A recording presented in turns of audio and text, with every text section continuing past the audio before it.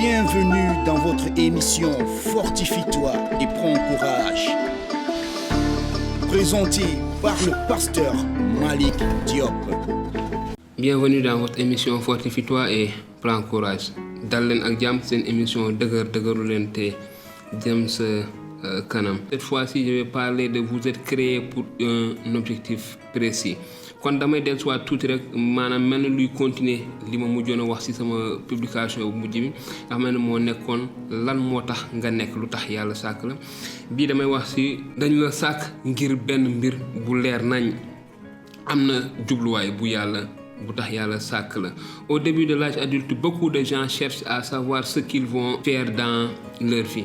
Kon si nit ñu bëri bu ñu commencé dëgër ba commencé nekk ay waxamaade commencé xalaat yu bëri ñu xaat naka la ñu war a nekk wala lan la ñu war a nekk ci seen dund. Donc c'est au début de l'âge adulte quand on commence à réfléchir, à penser, on commence à se poser ces questions, à savoir qu'est-ce que je vais faire de ma vie, lan laay def ci sama dund. Am na ñi nga xam ne xëy na plus jeune ils commencent à penser à cela, à leur avenir, qu'est-ce qu'ils veulent être, qu'est-ce qu'ils vont devenir. Il y a d'autres qui à partir de 18 ans ou 25 ans ou un peu plus commencent à penser à cela, naka la ñu war a nekk. Par exemple le choix du métier, le choix du conjoint, maanaam ñuy tànn ban liggéey la ñu war a liggéey, ban métier la ñu war a am, wala kan la ñu war a jël comme jox soxna, fan la ñu war a dëkk, naka la ñu bëggee seen dëkkuwaay et toutes ces choses ça peut nous arriver et c'est très important. Mais c'est important aussi toujours de venir à Dieu. En tant que des enfants de Dieu, nous devons toujours nous baser sur la parole de Dieu pour faire tous ces choix-là. Donc, et ça peut nous aider à nous conformer vraiment à la parole de Dieu. Ça peut nous aider à marcher, à courir vers notre destinée, vers ce que Dieu a déjà destiné pour nous. Et quand nous sommes dans les projets de Dieu, quand nous sommes sur le plan, sur la tracée que Dieu a tracée dans notre vie, nous sommes plein de joie, même si les gens ne comprennent pas. Nous sommes dans les souffrances, dans les difficultés, mais nous sommes dans la joie parce que nous savons que nous sommes dans le tracé, dans les projets et dans la destinée que Dieu a pour nous. C'est important. Dafay am solo même sax su fekkee dañu nekk ci ay jafe-jafe ci suñu dund neexul, am na ay jafe-jafe yu bëre yu ñuy dal, mais dañuy am mbég lu tax ndaxte dañoo xam ne jafe-jafe ak yooyu yëpp teewul ñu ngi fi nga xam ne foofu la yàlla bëgg ñu nekk fa te loolu moom mooy nekk suñu maanaam suñu source de joie, suñu buntu mbégte. Donc dafa am solo. Lii laay tàmbali. Je commence par ça. Jérémie chapitre 1 toujours verset 5. Li yàlla doon wax Jérémie, ce que je disais à Jérémie: avant que je t'eusse formé dans le ventre de ta mère, je te connaissais, et avant que tu fusses sorti de son sein, je t'avais consacré et je t'avais établi prophète des nations. Mu ne que bi ngay laata sax ngay nekk ci sa biiru ndey, laata ba ma la fa dugalee, laata ngay judd sax tànnoon naa la ngir nga nekk sama ndaw, ngir yónni la. On voit Jérémie avait été créé pour un objectif précis. Donc ce que je disais tout à l'heure, vous êtes créé pour un objectif précis. Et là on voit que Jérémie a été créé pour un objectif précis. Et on peut voir beaucoup d'hommes de Dieu, beaucoup de personnes qui ont été efficaces, qui sont célèbres, que nous connaissons, qui sont surtout dans la Bible, ont été créés pour des objectifs précis et ils sont arrivés à ces objectifs-là. On va les voir un peu plus tard. Donc c'est ça. Bu ñu gënee xuus dinañu gis ni fii gis nañu Jérémie tànnoon nañ ko, yàlla sàkkoon na ko, tegoon na ko ngir benn mbir bu leer bu mu bëggoon mu matal ko. Te dinañu gis itamit ci kàddu gi ci njàngalem ci kanam dañu gis ni am na ay nit ñu bëri, ay yonent yu bëri, ay kilifa yu bëri yoo xam ne yàlla daf leen a tegoon ci bërëb ngir ñu matal benn mbir. Vous avez été créés vous aussi pour un but spécifique, précis et très particulier. Yéen tamit dañ leen sàkk ngir benn mbir bu wóor bu leer te bu nga xam ne yàlla yow la ciy xaar pour nga defal ko loolu. Ce que nous appelons la mission à laquelle vous avez été affecté mooy li ñuy woowee maanaam mission wala li nga xamante ni moom moo tax wala si loolu la yàlla yónni, si loolu la yàlla sas bi nga xamante ni moom la yàlla sas. Et ce que vous devez accomplir, autrement dit votre destinée, li nga xamante ni moom nga war a matal, ci sa dund. Il est essentiel et important de découvrir votre appel. Dafa am solo nga xam te gis li nga xamante ni moom mooy li tax yàlla woo la, li tax yàlla tànn, li tax yàlla teg la fii. Dieu dira à Jérémie: ne dis pas je suis trop jeune. Tu iras partout où je t'enverrai, tu diras tout ce que je te commanderai. n'aie pas peur des gens, en effet je suis avec toi pour te délivrer. Voici ce que le Seigneur m'a déclaré. Lii la yàlla waxoon Jérémie ni que bul wax ni ndaw laa, bul leen wax ni xale laa. Ne dis pas que je suis jeune, ne dis pas que je suis jeune. C'est ce que Dieu avait dit à Jérémie. Tu iras partout où je t'enverrai. Di nga dem fépp fu ma la yónni. Tu iras tout ce que je te commanderai. Di nga wax lépp li ma la wax loo. Bul ragal nit ñi. En effet je suis avec toi pour délivrer. Te maa ngi ak yow ngir aar la, ngir sàmm la. Voilà ce que le Seigneur m'a déclaré. Loolu la yàlla waxoon Jérémie. Il est essentiel que vous découvriez votre appel et que vous vous consacriez entièrement à cela. Dafa am solo ñu xam lan la yàlla bëgg si ñun, lan la yàlla xaar si ñun te ñu dëddu lépp jublu ci li nga xam ne moom la yàlla di xaar si ñun, li nga xam ne moom la yàlla bëgg ngir ñun. Dafa am solo. Nous devons nous détourner de tout, connaître notre objectif, connaître notre appel, connaître l'objectif, le but de Dieu et nous détourner de tout et marcher vers le but, l'objectif de Dieu. Votre appel et de solutionner des solutions ou des problèmes pour ceux vers qui vous êtes appelés.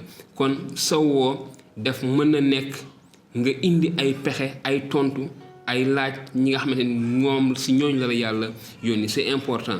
Peut-être que tu es riche, Dieu t'a donné la richesse pour solutionner des gens qui sont dans le besoin et Dieu compte répondre à leurs prières par toi. Da nga riche, da nga am alal, kay na yàlla dafa bëgg, yàlla dafa la jox alal jooju ngir lan, ngir am na ay nit yoo xam ne ñu ngi si bëgg ñu ngi si soxla te nit ñooñu seen soxla dafa war a faju jaaree si yow te yow yaay ki nga xam ne yow la yàlla programmé pour que yow yaay faj soxla yi nit ñooñu. Donc tu es programmé, c'est toi qui t'as destiné et que tu es cette richesse là et que tu puisses venir en aide à ces personnes-là. Donc c'est important de courir vers sa destinée. Donc ta destinée, si tu connais ta destinée et que maintenant tu t'efforces, tu t'appliques à faire ta destinée, tu vas accomplir les plans de Dieu et tu seras une bénédiction pour Dieu. Donc quelques exemples dans le naturel, maanaam ay misaal si lu ñuy gis bés bu nekk lu jaadu. Un mécanicien par exemple, pour lan mooy jubluwaayam mooy réparer ay auto. Loolu rek moom mooy jubluwaay mécanicien, loolu moo war a nekk bëgg-bëggam te loolu moo tax mu nekk. La raison d'être du mécanicien vraiment c'est ça,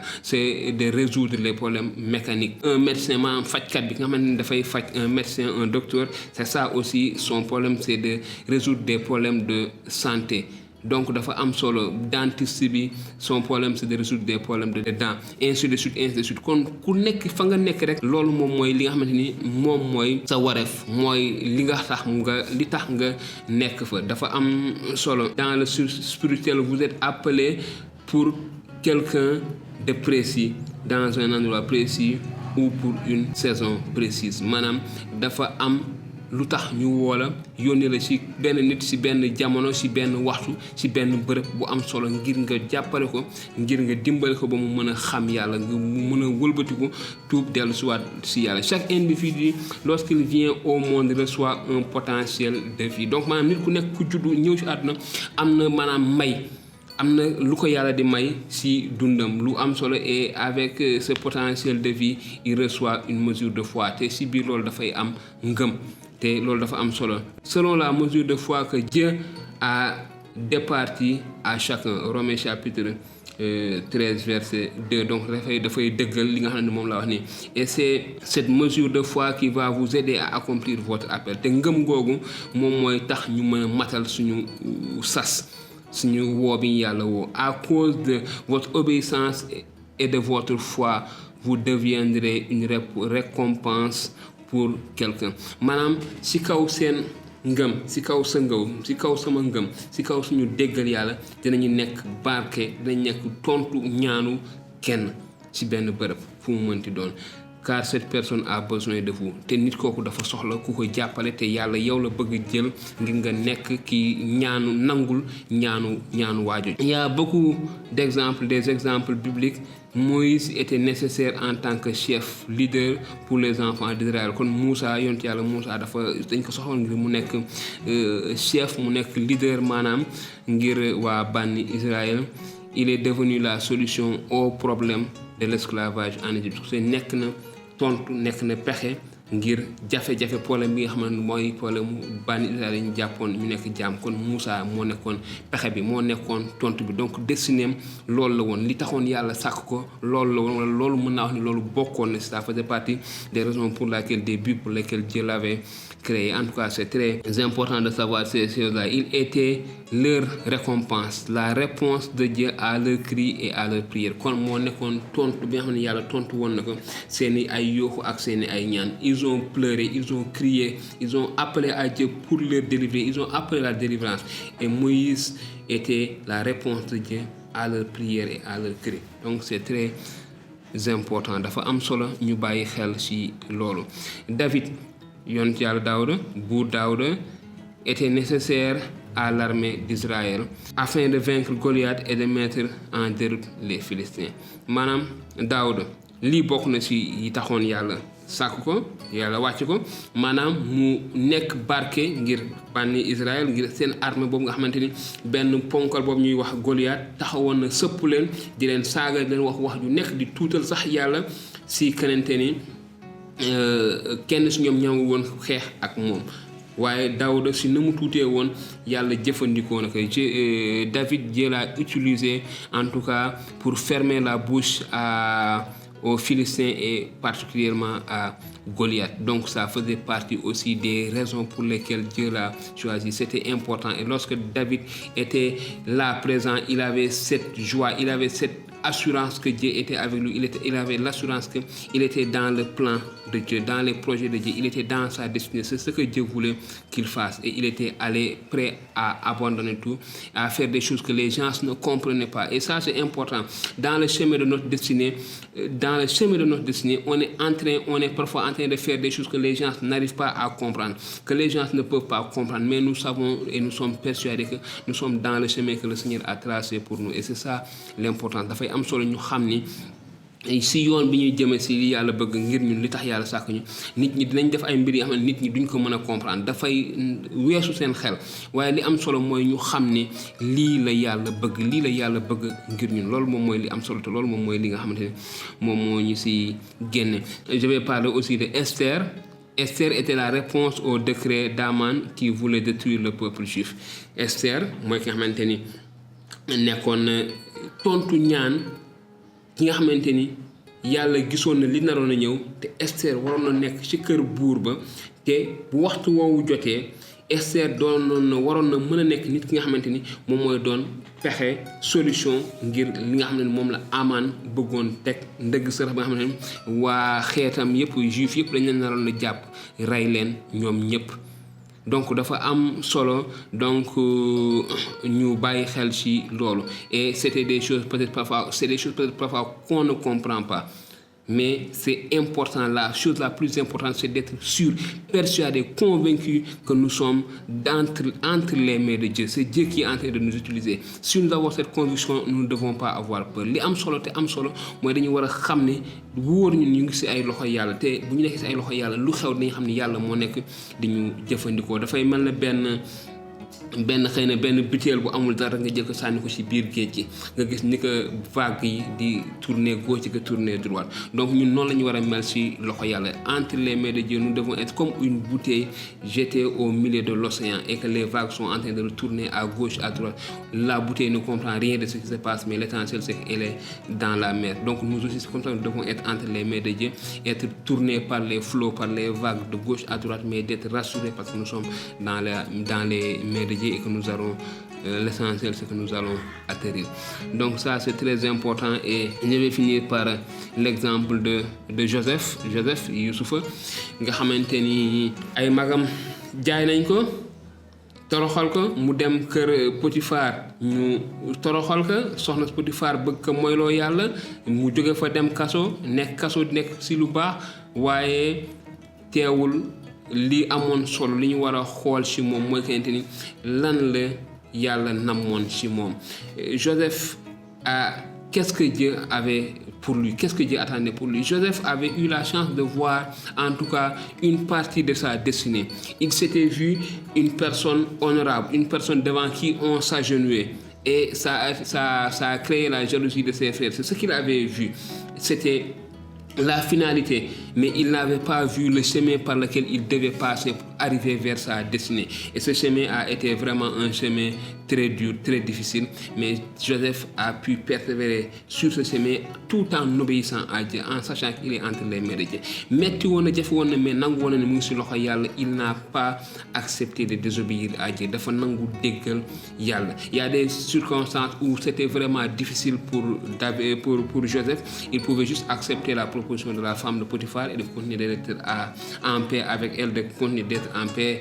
Mais il a refusé, il a accepté d'obéir à Dieu, d'aller en prison, de perdre tous ses privilèges qu'il avait dans cette maison, de perdre sa position, de devenir encore une fois de plus prisonnier que de désobéir à Dieu. Et ça, c'est très important. Et finalement, il est arrivé vers sa destinée. Dieu l'avait programmé. Dieu savait les choses, les temps, les circonstances, les situations qui vont venir, des années à venir. Et Dieu avait programmé pour le salut de ce peuple, pour la famille, le salut du peuple juif, le salut d'une grande partie du monde à l'époque, que Joseph du moins devait être vendu, aller en Égypte, subir toutes ces choses-là et être la réponse au rêve du pharaon, mais aussi d'être celui qui va jouer ce rôle de sauver en tout cas l'Égypte et de sauver les pays qui les entourent. Donc dafa am solo ñu bàyyi xel si loolu. Daawuda géntam neexoon na lool si njeextal li, mais gisul Yàlla loon na ko li mu doon nekk waaye wala ko woon fi mu waroon jaar ngir nekk ko. Waaye terewul Yuusufa sax laay bëgg wax, Yuusufa nangu na déggal Yàlla, sax si Yàlla, dékku jafe-jafe yooyu yëpp ngir àgg fa nga xam ne fa la Yàlla bëggoon mu àgg fa, ak li nga xam ne moom la Yàlla programmé woon, li nga xam ne moom la waroon a def, maanaam musal xeetam bi nga xamante ni xiif naroon na ñëw, mu nekk déjà tàmbali nekk tontu ñaanu Firawna, waaye itamit amoon na yeneen mbir yu am solo, mooy xeet yi àdduna bi nga xam ne xiif daf fa naroon a dal, te moom la Yàlla doon jox xelam ngir mu aartu nit ñi, mais waaye itamit mu indi pexe boobu xiif boobu ñëwee mu am solution. Donc dafa am solo ñu bàyyi xel si loolu. C'est très important de garder ces choses dans nos têtes. Vous avez été créés pour un objectif précis. Chacun de nous est créé pour un objectif précis. Donc je finis par dire que là où tu es, ta position, quelle qu'elle soit, pose-toi la question à savoir: c'est quoi l'objectif pour lequel Dieu m'a placé ici? Tu es policier, tu es mécanicien, tu es infirmier, tu es médecin, tu es enseignant, tu es professeur, tu es serviteur en tout cas de Dieu dans l'église. Pose-toi la question: pourquoi? Quelle est ta destinée? Qu'est-ce que Dieu attend de toi? Et je te dis que tu es la réponse à une prière. Cette prière est en attente et que toi, tu dois répondre à cette prière. Dieu veut t'utiliser pour bénir d'autres personnes. Dieu veut t'utiliser pour se glorifier. Donc, fortifie-toi dans ta position. Fortifie-toi et prends courage dans le milieu, dans l'endroit, dans la profession où tu es, dans le milieu où tu es, afin d'être un instrument entre les mains de Dieu. Sois sûr d'être entre les mains de Dieu. Garde ta foi et veille à ce que Dieu puisse t'utiliser, en tout cas pour se glorifier, pour être une bénédiction, une réponse à des prières, une solution à des questions. Fortifiez-vous dans le Seigneur, que le Seigneur vous bénisse. Soyez bénis dans le nom de Jésus. Merci. Alors, après avoir regardé ces enseignements, ces vidéos, ces exhortations, nous vous encourageons à aimer, à partager avec vos bien-aimés dans le Seigneur qui n'ont pas encore grandi dans le Seigneur, où qu'ils soient. Vous pouvez partager avec eux. Ce qui concerne vos questions, vous pouvez nous poser vos questions sur WhatsApp. Si vous voulez aussi, vous pouvez les poser sur commentaires et on va essayer de répondre à vos différentes questions. Et si vous avez un sujet qui vous tient à cœur, que vous voulez que nous développons, que j'apporte des réponses bibliques selon ces sujets-là aussi, vous pouvez me contacter en privé, me donner ces sujets et je vais prendre le temps d'étudier ce que la Bible dit sur ces différents sujets et apporter une réponse si vous le voulez directement. Mais si c'est un sujet très important qui peut édifier, encourager d'autres personnes aussi, nous allons en faire d'autres émissions et les partager pour que tout le monde puisse bénéficier de cela. Merci beaucoup, que le Seigneur vous bénisse.